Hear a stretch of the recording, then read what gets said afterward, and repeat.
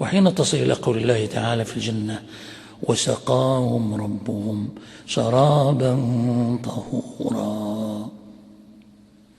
علماء التفسير، وأنا قلت لكم هذا مشتبه، سقاهم تعرفها، جعلهم يسقون ويشربون، فأذن لهم في السقيا أو قدم لهم السقيا. شراب أنت تعرف سائل وليس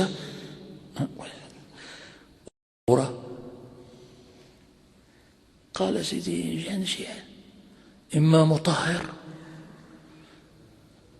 بمعنى أن كل ما أكلت في الجنة تحتاج إلى صرفه ولو كان فاكهة، فتشرب بعده شرابا يطهرك يخرجه منك عبيرا ومسكا وكافورا، لأن ما فيه فضلات. هذا اجتهاد ونوراني، خرجوا هذا ماشي هذا.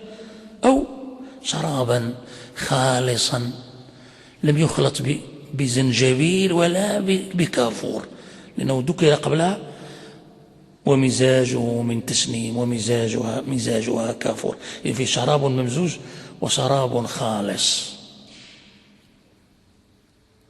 ومع ذلك يبقى في الزوايا خبايا، حين تجي من يقول شراب طهور، الساقي هنا الله، حذفت واسطة ويطوف عليه أي بأكواب وأبارق، إنما ما كاينش الواسطة، فهذا شراب خاص. دعا بعض العلم إلى أن يقف يقول هذا صفاء ولا ماء، ولطف ولا هوى، ونور ولا نار، وروح ولا جسم. إلا قد يجي واحد من علماء التدبر يقف إلى هذه الدرجة ويقول لا إله إلا الله، يقول يا شيخ هذه شطحات خارجة عن فهم اللغة، من يدرك؟ هو الآن يشعر بهذه الصلة الساقي اللي هو الله جل في علاه، والشراب المنعوت بالطهر غاية طهورا. وإحنا عندنا المبالغة في كل زمان بحسبه، زمن الخلود ونوع الإكرام الإلهي، كيف سنزل عليه لفظ الطهور المبالغة؟ كيف؟ ما أعرف. أنا سيجن جنوني حين أقف عند مثل هذه الآيات، والله الذي لا إله إلا.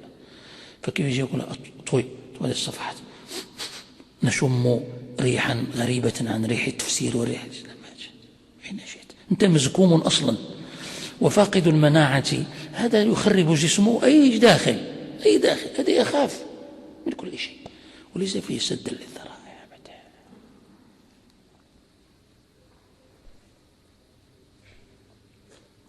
نعم أنعش إذا تريد تنام نشربك الآن المخدرات، نسقيك، نذكرك بالشراب الطهور لتستيقظ. هاجي مصر الله يهديك.